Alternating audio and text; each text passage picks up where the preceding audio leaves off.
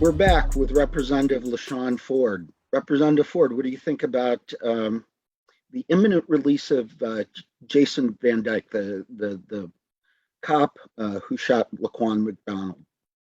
Well, Mark, I would tell you that we know that murdering someone in such a way, 16 shots, was very, very inhumane.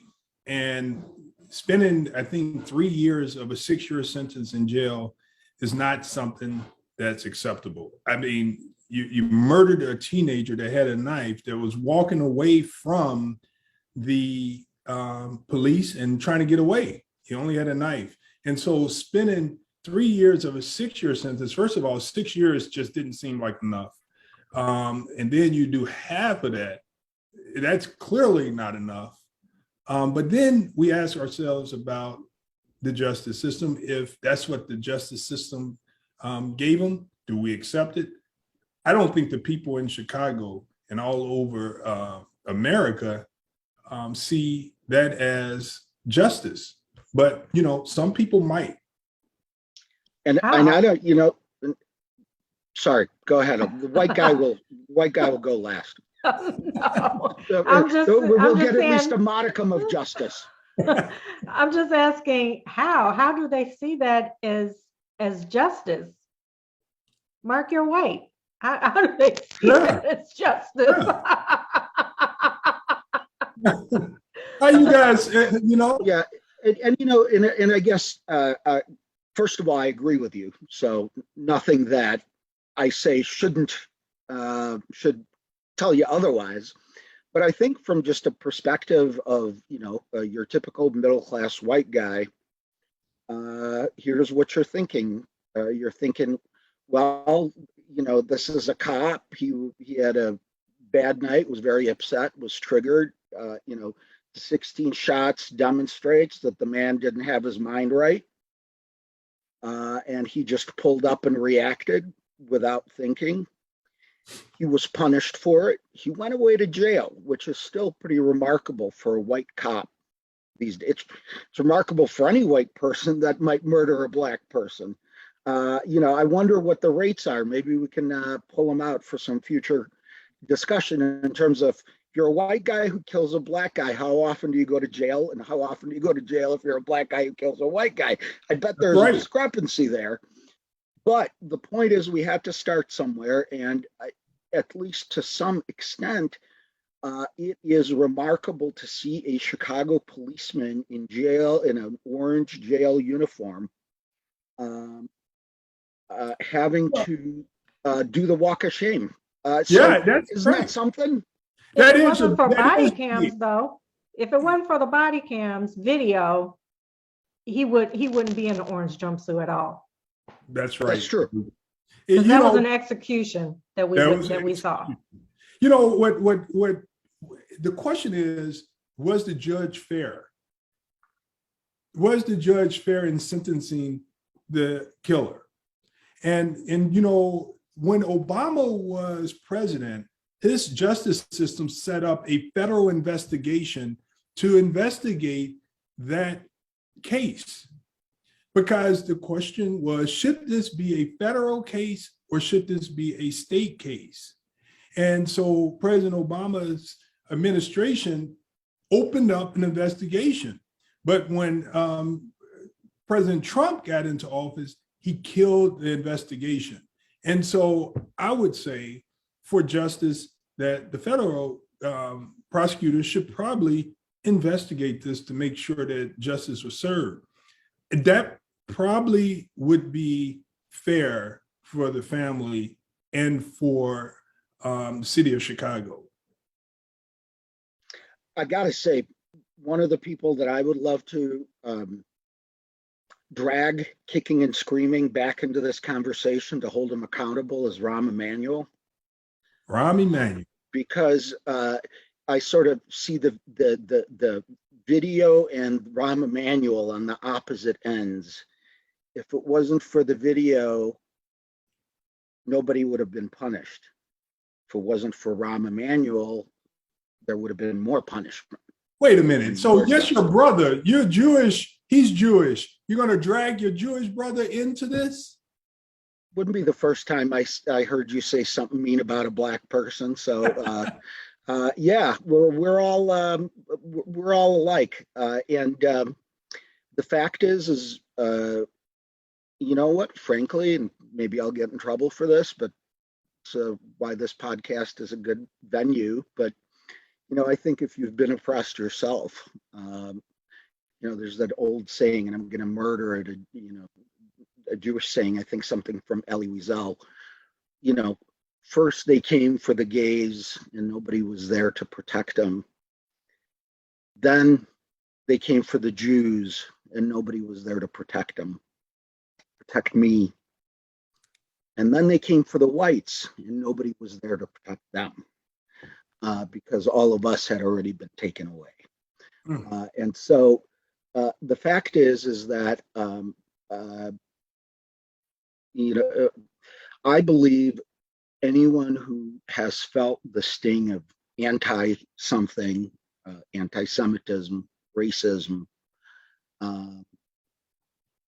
should be more thoughtful, especially if you're, a little Jewish guy who did ballet. I mean, you probably got picked on quite a bit. Yeah. And what do you do with that? Do you become tougher, rougher, angrier, or do you become the ambassador? Understanding?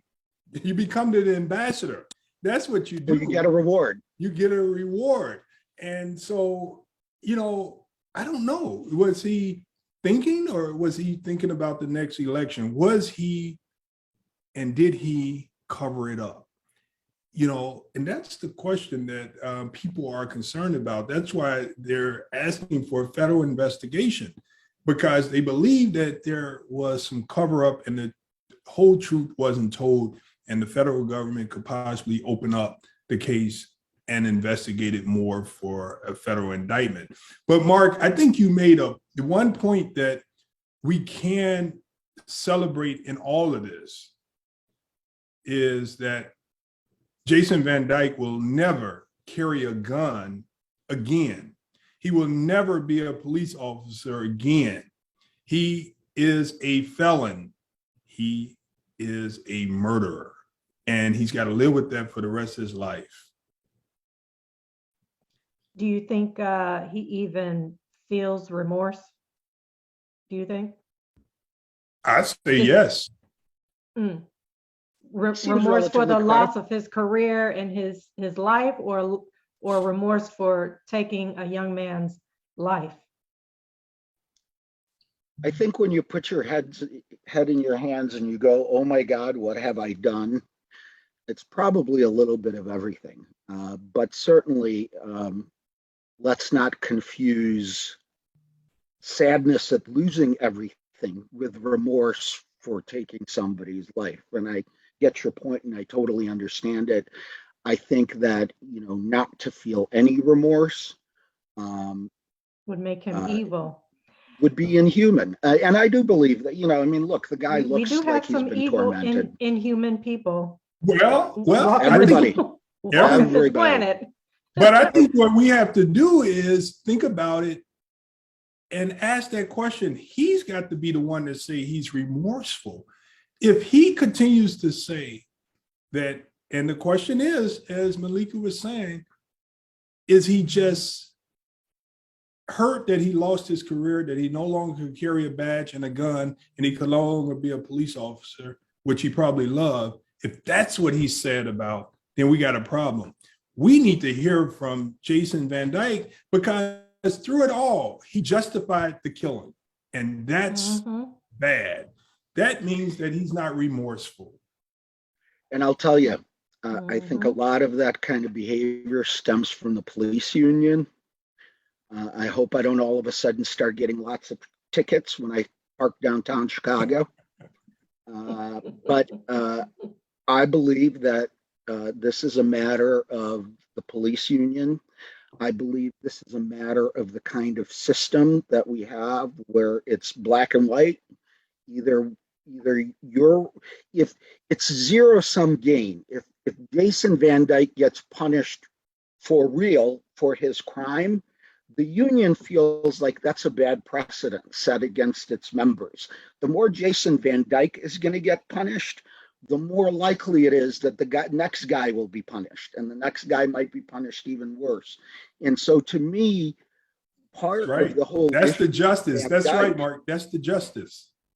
Right, and part of my whole issue is that it's hard for Van Dyke to even speak as a human, because you have the union who's put him in a blue uniform, and all they see is blue. All we see is black, and there's no. So I'll just say that I think that it's one thing to kill someone; it's another thing to be an institution, a union, who's just going to defend that and excuse that. I know that he paid dues there. I know that's his people, but to me, that's part of the problem. Is I don't know what we can do about it, but clearly, one of the things I'd love to do, and I know you've done this, Representative Ford, I'd love to have some black cops talk to us sometime, because I really want to understand better sort of that, where you got to duck bullets when you work, but you're ducking friendly fire when you're at the station or whatever it is. So I'd love to know more about that and where that stands. But I really believe, in addition to any remorse from the guy, what we really need is more reform for the system that instinctively, automatically steps up to protect a guy like that. Can police officers actually speak on that? I mean, those who are active, maybe retired, but I mean, can they? I can't imagine that they would come on and speak about what's actually going on within the walls of the police department, because I have friends who are police officers and they talk about the racism within the department, but they can't speak about it publicly. It just sounds like a serious brotherhood going on. Well, there we go. Brotherhood of the blue. It's either blue or black, not both. It seems to me, and that's sort of what I want to understand better. So let's maybe go with this. This is an invitation and a challenge to any police officer of color to come join us and talk about what's going on and how you feel and how we might all do better working with you to educate your peers. Yeah, I think that's absolutely right. And, I would have, if now police officers, they're under pressure too. On previous shows, we talked about mental health. They have trauma too. And I would have actually been somewhat more sympathetic if Jason Van Dyke had pled guilty and said that he had a lapse in judgment and he could prove that he had a temporary insanity. I mean, because that would have been something that you can take it and own it and really try to heal yourself. But to go through and try to justify it is unacceptable. And I think that, Mark, you guys are right when you talk about we have to heal the police department and get them better training and the union reps. What's amazing, Meleika, is the taxpayers of the police department pay the union dues for the police officers. So taxpayers pay the check, pay the salaries of the police. Out of the salary comes the union dues, and it works against us. It's not fair, and I think that we have to work together. We need to clean out, and I don't know how we go about this, but we need to clean out the racists in the police department, because I don't believe he has remorse because he's a racist. He thought it was justified to kill a young black man. Yeah. And thank God for the cameras again, because had they just would have covered it up and protected him. But I don't know how we can clean out the police department, because they exist. They are there. You're right. You know what I say about that is you are not going to heal and cure and take away a person's prejudice, but you can train them better, and you can have consequences to control their behavior. If you have consequences in place, it controls the behavior of the person. If they know that they're going to lose their pension, if they know that they're going to lose their job, it makes them think differently. So consequences and rules of engagement helps. It works all the time in classrooms that's ran the right way. It works in our society when you put a stop sign up. Even the worst criminal stops at a stop sign because they don't want to get a ticket. We have to make sure that we protect the police from themselves. If we protect them from themselves and let them know that there are consequences, I think we can all be a little more safe and have a better relationship with law enforcement. I want to ask the two of you a question because I'm really fascinated by the way you will answer it. And that is, when a black cop pulls over a black person, do you think that person gets treated any better than when a white cop, and I mean, I think, look, and we have to acknowledge that most of these interactions, most of the time, will go just fine. It's not like every time somebody gets pulled over, it's wrong. Even if they're black people do break traffic laws occasionally. So that's not wrong in and of itself. But we know how many of these things end up. And there's certainly sort of the cop gets out of the car, a battle's brewing already. What do you think about when that cop is black pulling over a black motorist? Does that work any better?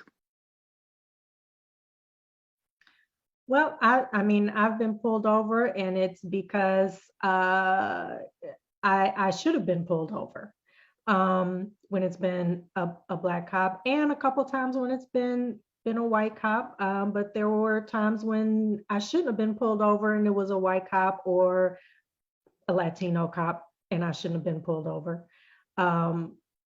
I would say it sure sounds like you've been pulled over a lot. There's a lot of cops pulling you over.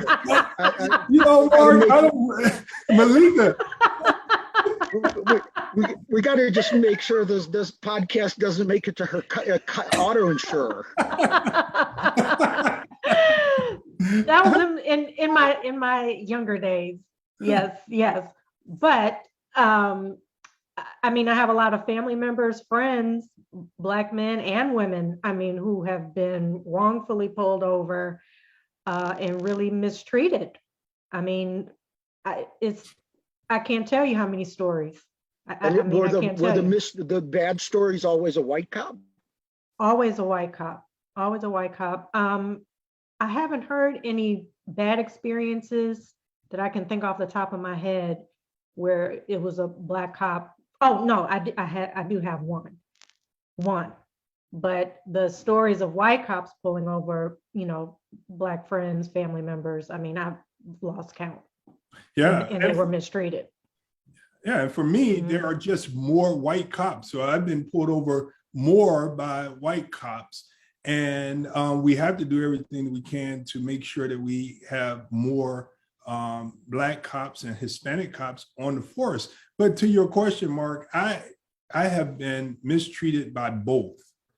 And I would tell you, believe it or not, the worst treatment that I ever got was from a black cop. The very worst. He told me that he was going to take me in an alley. And believe it or not, I worked at a church and I was a teenager. And what's amazing about this is I was cleaning up the church. I had my garbage can and on the two-wheeler, walking around the Catholic church, cleaning up behind people. And there were drug dealers on the corner. And here I am in high school cleaning up. The detectives come, white detectives, black detectives, but the black detective came right to me and told me he was going to F me up. Well, one of the reasons why he told me that was because in high school, I had just taken street law. And he came up to me and I'm like, I know I didn't do anything wrong. The people are over there that you need to be talking to. So I'm like, what's the problem? And I said, I'm just working. And I'm working. And then he told me to shut up. And Lord behold, me and my smart mouth, I said, I don't have to shut up. I could talk. I just learned that in school. And he told me. When you said that just now, you sounded like Muhammad Ali. It was unbelievable. So he put me in a car and he actually told me that he was going to take me in the alley. I was traumatized by that. And the only way I told the guys out there, go tell my mom, because I worked right across the street. He said, I don't give a who you go tell. I'm effing you up. And so it was scary. And then the only person that was able to save me was the white priest that came out of the rectory. And he told him, this is LaShawn. He works at this church. Why are you bothering him? And so I don't want to just, I'm not just beating up on white cops. We just want to make sure that cops are safe, people are safe, and especially Black men and women that have known to have problems with police long before I was born. And let me say this, there was one white cop that did come to my rescue. I had actually called the police because there was some trespassers Dangerous on the for Black property. people to do that. Dangerous. Yeah. It was dangerous for me that day to call the police. I called the police. I waited outside, brought them in, and it was a white cop and a Latina cop. And I don't know if she was trying to prove something to the white cop. I don't know what she was doing, but they got the trespassers, had them all up against the wall, and she asked for my ID and put me up against the wall. I was like, I called you. And she didn't listen to me. She didn't care, just like threw me up against the wall, ran my name. Was she showing off for the white cop? She was showing off for the white cop, and the white cop said, what are you doing? He made her look bad in front of all of us. Now that's really good, Meleika. So that's Yes. an example of a police officer that did the right thing. He did the right thing. And guess what he did? He helped his colleague. He helped his partner, because she could have gotten in trouble, but he stopped her. That's what we need. We need police that know that there's something going wrong. Help your partner. And he apologized. And the department apologized because, I called him. I was pissed. Well, that's pretty amazing. And I mean, not every story ends up like that. No. Even not most stories, right? But they do. How do we have more of that and less of the other? I think that's a conversation worth having. And so I'd love to have some Black cops on the show sometime. And frankly, Representative, I'd love also to have some teenagers of color on this show. I'd love to understand what that relationship is like better. Yeah, we need to have some white young people on too, so that we could show the difference in treatment. That's good. And so this has been another great show, Mark and Meleika. Yes, thank you very much. We have so much to talk about. So much to talk about on Chicago Hill. Yes, we do. So yes, continue to tune in. We'll talk to you guys next time